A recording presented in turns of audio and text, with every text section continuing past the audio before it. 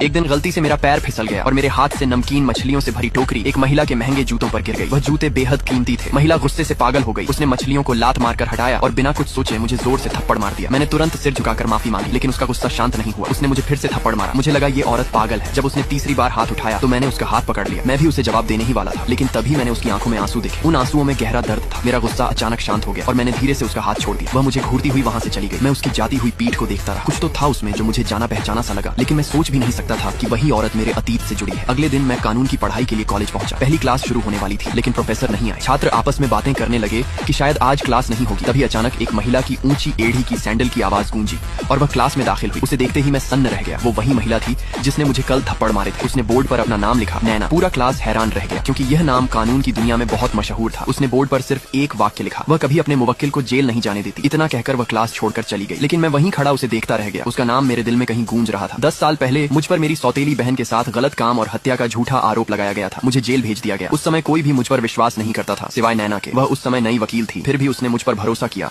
और बिना किसी फीस के मेरा केस लड़ा। लेकिन जज ने रिश्वत ले रखी थी, इसलिए मुझे 10 साल की सजा हो गई। मेरी सौतेली माँ मुझसे नफरत करती थी। उसने मुझे कोसा और मेरे पिता ने भी मुझे ठुकरा दिया। जेल में मुझे बहुत बुरा व्यवहार सहना पड़ा। मैं पूरी तरह टूट चुका था। यहाँ तक कि मैंने नैना पर भी गुस्सा निकाल दिया, लेकिन उसने सिर्फ एक बात कही, मुझे तुम पर विश्वास है। उसी एक वाक्य ने मुझे जीने की ताकत दी। 1 साल बाद मेरा केस दोबारा खुला और मेरी बेगुनाही साबित हो गई। मैं आजाद हो गया, लेकिन मेरे अपने लोग अब भी मुझसे नफरत करते थे। मैंने सब कुछ पीछे छोड़ दिया और मेहनत करके कानून की पढ़ाई में दाखिला लिया, क्योंकि मैं वही बनना चाहता था जो नैना थी। जब ये सब याद आया तो मैं तुरंत क्लास से बाहर भागा। मैं उससे मिलना चाहता था, उसे बताना चाहता था कि मैं वही लड़का हूँ जिसकी उसने मदद की थी। लेकिन जब वह मेरी तरफ मुड़ी तो मैंने खुद को संभालने की कोशिश की। मैं कुछ कह पाता उससे पहले ही वह मुस्कुराई और बिना मुझे पहचाने आगे बढ़ गई। वह मुझे भूल चुकी थी। मैं उसे जाते हुए देखता रहा और मन ही मन एक वादा किया, जब तक मैं खुद को उसके लायक नहीं बना लेता तब तक मैं उसके सामने खड़ा नहीं होऊंगा।